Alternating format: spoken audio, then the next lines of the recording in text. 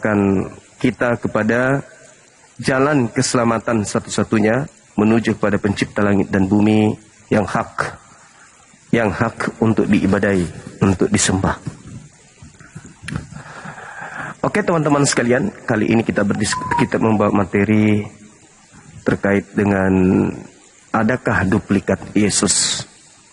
Kalau di Islam udah final, Inni Abdullah ataniyal kitab wa ja'alani nabiyan. Beliau Nabi Isa alaihissalam diutus oleh Allah kemudian untuk Bani Israel sebagai hamba Allah.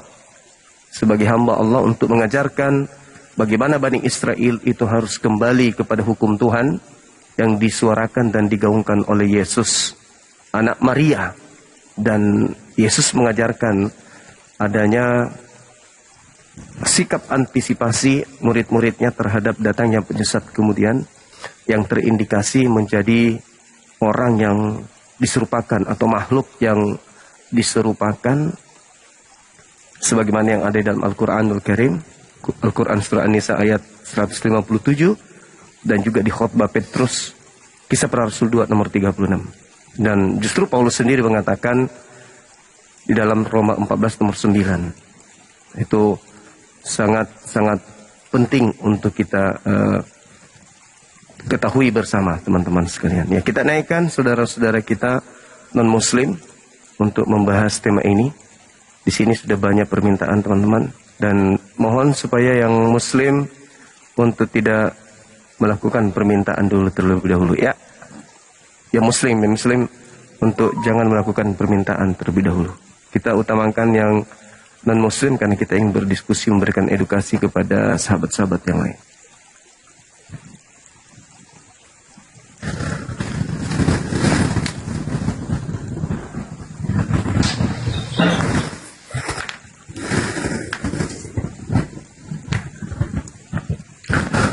Halo.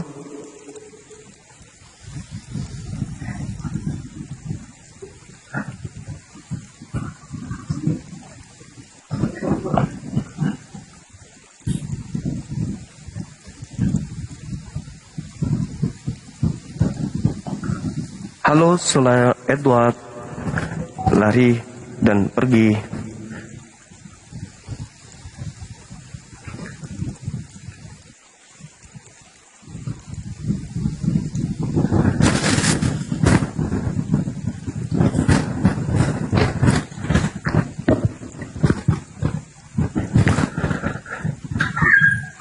Halo Saudara Roy, selamat siang Bang.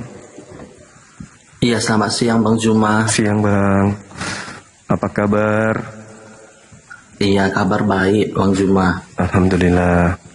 Dari sekte mana saudaraku ini? Protestan kah? Iya, saya Protestan. Masya Allah. Kemajemukan agama di Indonesia ini menghantarkan kita untuk saling kenal satu sama yang lain. Subhanallah, masih sahabatku. Jadi gini kawan, ada materi yang sangat menarik ini untuk kita bahas. Kalau di dalam Al-Quran terkait Nabi Isa, kami mengenalnya dengan sebutan Nabi Isa. Diterangkan, salam kenal, diterangkan bahwa wama qatalu wama salabu walakin syubbihalahum. Jadi orang-orang Yahudi nih ketika Nabi yang suci ini datang di tengah-tengah Bani Israel, mereka berupaya untuk melakukan pembunuhan. Tetapi rupa-rupanya pencipta langit dan bumi yang mengutusnya itu menyelamatkan beliau. Dan bagi orang-orang yang melakukan makar ini dijadikan sebuah keadaan di mana mereka menganggap terjadi pembunuhan. Namun itu hanyalah hal yang dibuat serupa dengan yang apa Tuhan inginkan. Itu yang terjadi.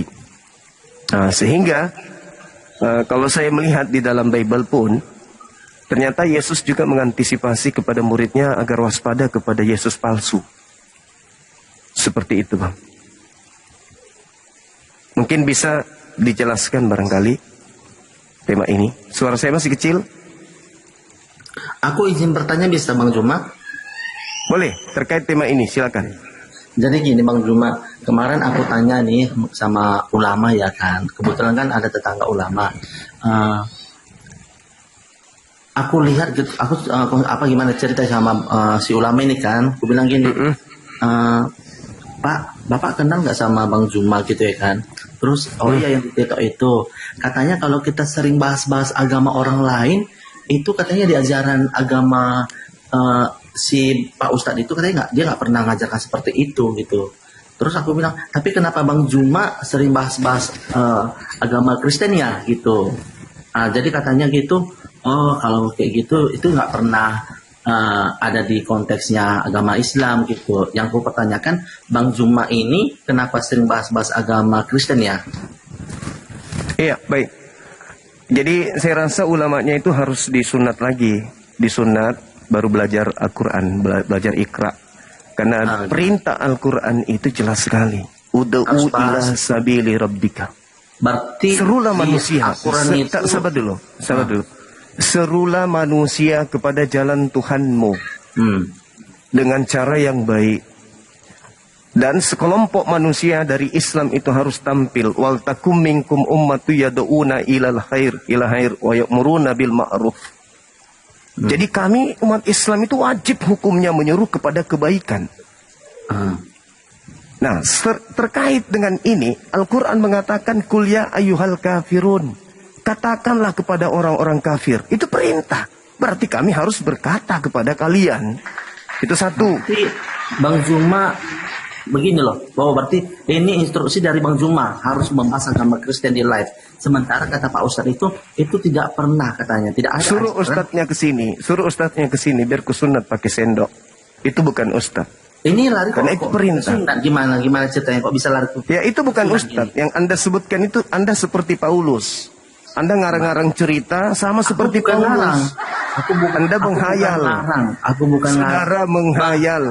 Perintahnya dalam Al-Quran jelas. Gimana? Saudara. Ya, gimana?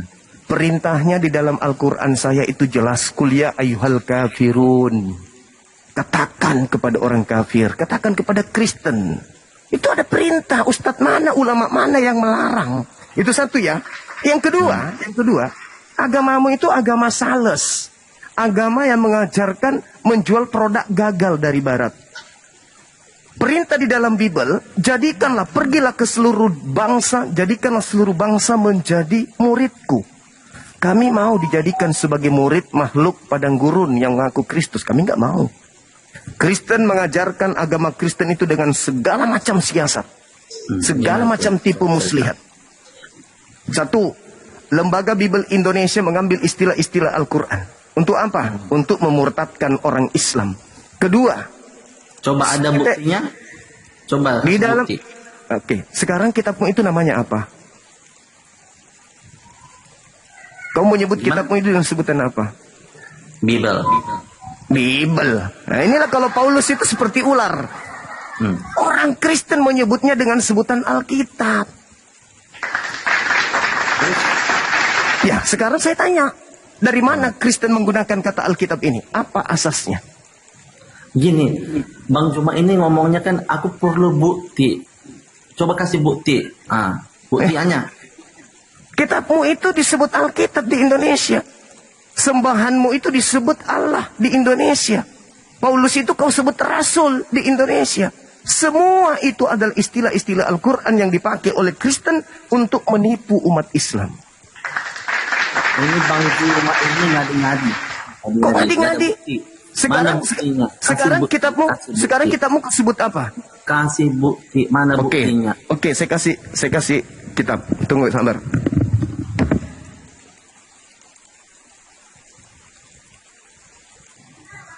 Dia banyak bohong itu. Banyak bohong si Zuma. Ini ada bukti guys, jadi jangan percaya. Jangan-jangan dia salah agama. Jangan percaya. Mau kabur, aku nggak kabur. Makanya banyak belajar deh, jangan minta itu.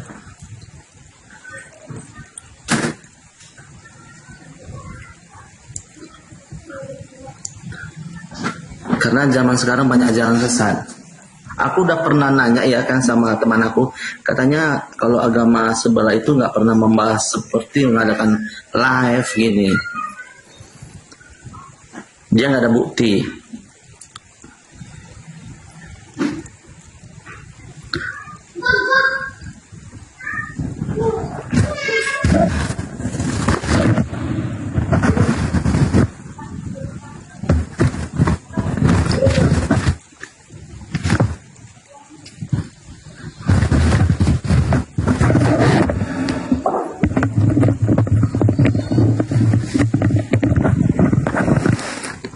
Ini saudara,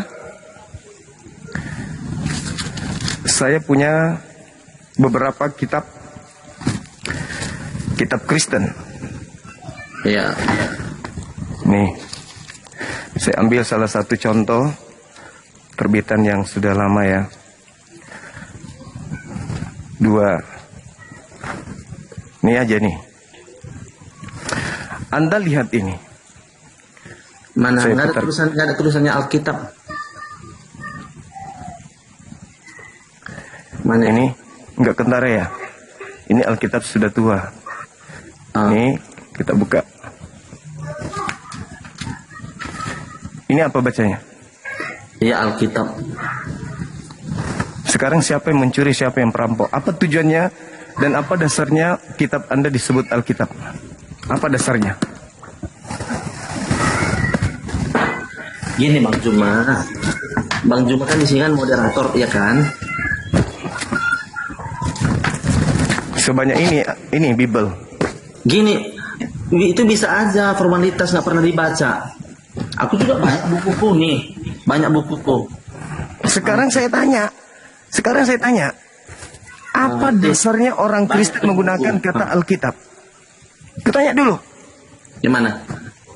apa dasarnya orang Kristen menggunakan kata Alkitab ini? Apa itu? Alkitab. Iya, Alkitab. Ya, apa dasarnya agamamu yang dari Barat menggunakan kata Alkitab?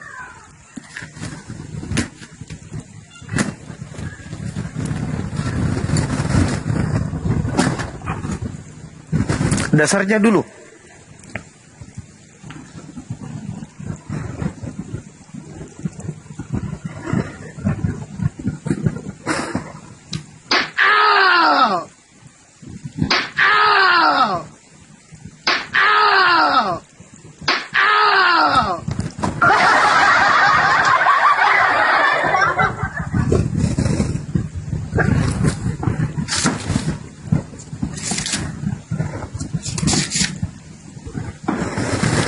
Kitab Injil. Injil katanya ini, Injil. Kitab Injil. Tertulisnya Injil. Apa dasarnya menggunakan kata Injil?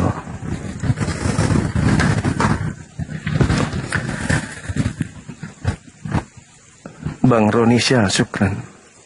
Jadi gitu teman-teman. Ya. Ada ustadz, ada ulama, gaya Paulus dipakainya. Seperti ketika dia datang, aku bertemu dengan Kristus, aku bertemu dengan seorang ulama. Keren. Tabiat Paulus sudah merasuk sampai ke jurang. Sama-sama masuk ke jurang. Ayo teman-teman non muslim naik lagi, jangan kabur dong. Kalau mau pergi pamit dulu lah.